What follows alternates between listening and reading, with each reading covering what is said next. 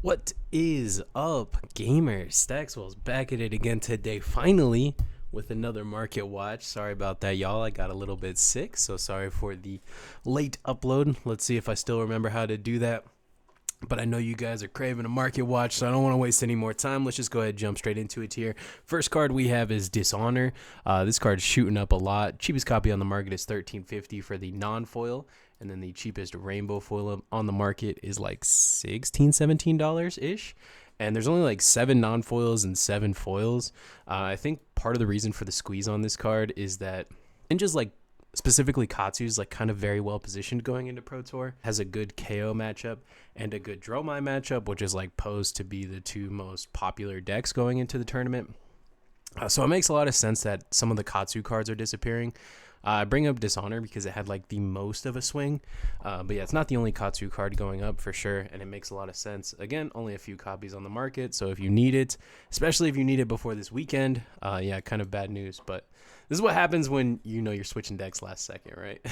And since Katsu's posed to be a good card in the meta, since since Katsu's posed to be a good deck in the meta, and since KO's already a good deck, and Dromi placed home the Imperial Flame, like if these are going to be the top 3 decks, like whether they're the top 3 most played or most represented or most powerful decks in the meta, it makes complete sense that Hold the Line is just going crazy. Cheapest copy on the market is $18 for a non-foil. And then if we look at a rainbow foil, it is also about like $18, $19. There's only 3 non-foils left and only 8 rainbow foils left. Like these cards are just totally disappearing going into the Pro Tour weekend. Spoils of War is another one. So Kasai has kind of fallen off on popularity a bit, but it seems like the other warriors are like gaining popularity, particularly Dorinthia, and almost every build of Dorinthia still plays Spoils of War. People that are still cooking with Kasai are playing like Hatchet's Kasai, which still plays Spoils of War. So almost every warrior wants this card. So while the rest of the warrior cards kind of go down a little bit as Kasai hype kind of dies off, Spoils of War is still going strong, and if anything, going up. And the cheapest non-foil, of which there's only 2 left on the market, or the cheapest non-foil is $20, but the cheapest foil, of which there's only 2, is $30. So that's kind of crazy. Yeah, this card's kind of disappearing as well. Beast Within, I think this is just like less of a Spoils of War thing and more of like a Crucible thing. And to back that up, I bring up Beast Within.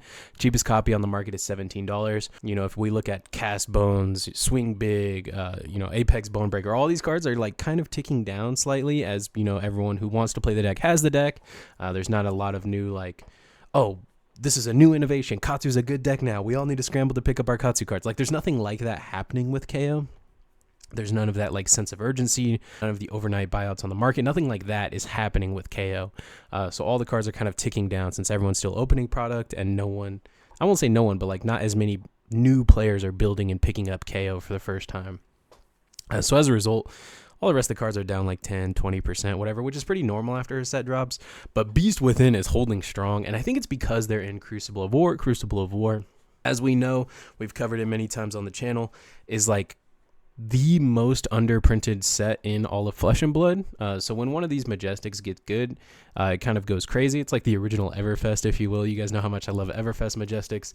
This is like the boomer Everfest is Crucible, and it makes sense. Like the print run just wasn't high enough to kind of support today's player base. That's why they had to make History Pack and everything. But yeah, anyway, I'm getting on too much of a tangent here. Beast Within, cheapest copy on the market, $17. Cheapest rainbow foil, of which there's only 2, is $23. Blood on Her Hands. I pulled this up to show, I kind of said earlier that Kasai's losing a bit of popularity, and that's evident in the market in cards like Blood on Her Hands. Just a few weeks ago, this card was like $20, $25. Now the cheapest copy on the market is $13.70. Phantom Tide Maw, people are getting very excited for the Part the Misveil, of which we will know more tomorrow, right? Because tomorrow there's that player reception before Pro Tour, and James White has like his keynote presentation about Part the Misveil. I was at the one for Pro Tour Baltimore. Yeah, Pro Tour Baltimore. And at that one, he spoiled a hero, right? He spoiled Prism. So it's like kind of safe to assume he's going to spoil another hero or whatever, or some of the key concepts of the set. So people are kind of like heavily speccing into it. I would wait just one more day. But if you don't want to wait, today is like literally your last day. You have until like 6 p.m. West Coast American time tomorrow until, a new hero is going to get spoiled, possibly the Blue Illusionist. And, if it gets spoiled and if it has all these Phantom Titanmoth synergies. Unfortunately, you're going to be a bit out of luck because, as soon as it gets officially spoiled, people are just going to make this card go even crazier than it is. It's an expansion slot card from Bright Lights. As we know, those were kind of harder to pull than normal, or at least it felt like it, and at least the market, it feels like it, because those cards are always more expensive than all of the other Majestics in Bright Lights. This was their first crack at expansion slots, so maybe they were still kind of ironing out some of the pull rates, some of the details. But the cheapest copy on the market is $850. Moving on, Apex Bonebreaker. It has been going down a little bit, but I just kind of want to bring some attention to the cold foil. Cheapest cold foil on the market. One just sold for $95. And same with Grains of Bloodspill. Both of these cards are just holding so well. There's not a lot of movement lately. I just kind of want to bring it up. And I don't know if people are really looking at these cards. Maybe they bought their copy and kind of moved on. But the heavy hitters, legendaries, are just holding so much better than, I want to say, every other Flesh and Blood set since I've started doing the market watches, which was an Uprising. This set has held value stronger than any other, which is just such a good sign for me, for the market, for the game to come. And I just kind of want to bring that to everyone's attention. And Volk Tumultide, cheapest copy on the market, is $112. I think people are kind of coming to terms and realizing Dromi is not going to be here forever. She's going to be gone relatively soon. Interesting thing about Dromi is that she is currently at 796 LL points. How does this keep happening? Because if she does win the Pro Tour, which would kind of make sense, right? She's one of the best heroes going into it. She's probably the favorite to win the Pro Tour. I'm sure a lot of people have counters or whatever, but it wouldn't surprise anyone if she won. And if she does, she's at 796. How much points do you get for winning a Pro Tour? Of course, 200. So that would put her at 996, which is kind of hilarious that it keeps happening. It happened with Prism. It happened with Briar. And now it seems like it's going to be happening with Dromi as well. Or not seems like it's going to be. It potentially could be happening with Dromi. Pro Quest season is just a couple weeks later, so it's not the biggest deal in the world. But yeah, people are kind of starting to think that Dromi is not long for this world, and it makes sense. James White has even come out and said, though, that more dragons will be printed at some point, so I wouldn't be too worried about it. I have a fully blinged out Dromi deck. I love it, and I'm not getting rid of it. Even if she's gone, that's fine. They're gorgeous. They're some of the best looking cards in all of Flesh and Blood. I'll throw them in the binder. They'll be back. I'm not too worried about it. Betsy, skin in the game. She is obviously the worst guardian at the moment, but she's still a guardian. She's still able to play, Anathos, Sledge, Macho Grande, Rouse, Terra Sunder. Some of the best cards in Flesh and Blood are just generic guardian cards. And, obviously she's going to be good one day. They're not just going to never let Betsy be good. So with that in mind, $80 for the Marvel Betsy is just Marvel adult Betsy, $80. This is criminally underrated, particularly compared to the other adult Marvels. Yeah, I think this is just a steal. Probably the biggest steal on the market is the adult Betsy Marvel here. Channel Frigid, the alternate art, cheapest copy on the market is $77. When this card was in format, when it was actually relevant, it was 150, 125, something like that. Yeah, 125, 120, something like that. And, it's down to $77. Just thought I'd bring this to everyone's attention, maybe in case you were looking to play an Ice hero in the L format, maybe at the Battle Hardened this weekend. I don't know. Regardless, this card is gorgeous. And obviously, we're going to get Ice heroes again at some point in the future. I think it's kind of a good pickup right now. Black Tech Whispers, cheapest non-foil or cheapest rainbow foil on the market is $31. Cheapest cold foil is $75. I just love to see these older sets holding and maintaining value so well. There's still plenty of assassin mains out there, and they still all need this card. So yeah, I do kind of very much like to see the older legendary still holding value like that.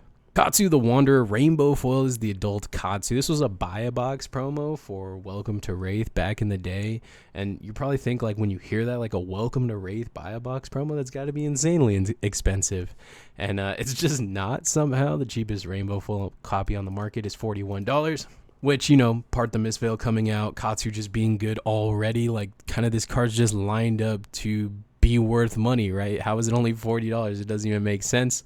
I think it's kind of a steal.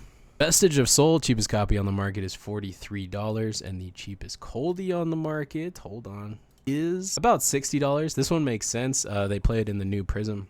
It's the popular go-to chess piece because, as we know, the new Luminaris gives the first Angel and Herald go again if you have a yellow card in pitch. So you pitch a yellow, you play a 1-for-7 or a 1-for-6, a War-Tune Herald, whatever. And then you have one floating. If the War-Tune Herald goes to Soul, you bring out a Figment. and then you'll have 2 floating because of Vestige of Soul, and with that 2 floating, you could either attack with an angel or flip a Figment. So it just plays into the new resource curve of the new Prism like perfectly. So it kind of makes sense that Prisms are just going to play this card forever. Like this new Prism's just going to play this card forever. That's what it seems like to me. I could be totally wrong, but this is like pretty bad news for like Imperium Rapture and stuff like that. But yeah, I think this card's actually like a great deal, a great price if that's the future of Prism. If every Prism has to play this forever, the cheapest cold foil is $59. Kind of is a steal to me. I just think it is. I mean, there's also like, it's a light card. It could still be, you know, used in other light heroes in the future, yada, yada, yada. But even currently, like if it was a Prism specialization, it still seems a little bit cheap to me, particularly when you compare it to some of the other cold foil legendary cards from Monarch. Good time Chiapu. I don't know how to pronounce this card. I know you guys are going to roast me in the comments. You guys always let me know when I mispronounce cards. So anyway, good time Chiapu. Cheapest copy on the market is $50. This was an Armory promo, and this was, I think, maybe the first or second Armory kit where they did like the split promos where they did 2 different cold foils. And, you know, this is kind of like living proof that it was just a great idea. You know, having your cold foils worth something like more than $10 or whatever kind of makes you feel good about going to the tournament, makes it feel like it's worth your time, makes you feel good about winning. And, you know, I think in turn that's going to get more people out to the Armories, which is objectively just a good thing. Good time Chiapu's not even like it's an amazing card, but it's for a bad hero, right? So it shouldn't even be a $50 card. But yeah, I do like to see the Armory promos gaining some value. I think that was a great move by LSS there. Hatchet of Body is $50 for the cheapest copy on the market. This is crazy. The Pro Tour Squeeze is getting all of these new interesting tech cards. Like, it's just making them all go so crazy. Yeah, Hatchet of Body's like $50, and then Hatchet of Mind, I looked earlier, was like $40. So if you want the set, it's nearly going to cost you $100 for an Armory promo. This is definitely going to go down. I think, again, there was just like a bit of a squeeze going into Pro Tour, going into the RTN season. People just wanted it and wanted it now kind of thing. And I think it is a little bit overvalued at the moment. But yeah, it makes sense with the competitive viability of the hatchets now. 0 to 60, this is the alternate art, I think from Team Covenant, and the cheapest rainbow foil. Alternate art, 0 to 60 here. No reminder text, just says boost, and it has like this nice blue background. Cheapest copy on the market is like $15, which is just insane. This card is so gorgeous, and you're going to use it probably in every mechanologist forever. So to see it this cheap is a little bit disappointing. I think it's a fantastic pickup. And then the Rainbow Foil Centauri Sellsword. For those who don't know, the Cold Foil Centauri Sellsword is like $55, $60. And I know there's a lot of Kasai mains out there that want a shiny Sellsword but don't want it Cold Foil. Star City Games had a promo for Rainbow Foil Centauri Sellswords with their Buy a Box promo. And I think they're super reasonably priced. Only $15 for a Rainbow Foil. I think that's a lot more in line than the Cold Foil Sellswords, and I think they still look good. They're still extended art. They're still Rainbow Foil. I think they're still beautiful cards and probably well worth it. That's all I got for you guys today. Thank you so much for watching. If you guys are picking any of this, and if you guys are picking up these Sellswords or anything else we talked about in this market watch, please use my TCG affiliate link in the description below. I get a small percentage of everything you buy. So you know there's normally like a 15% TCG player. So TCG player gets like 13% of that fee, and then I get like 2% of that fee, which is cool. It doesn't cost you anything extra. Just click the link in the description below and then shop on TCG player as you normally would. It costs you nothing. I appreciate it. Thank you so much for watching. Later, gamers.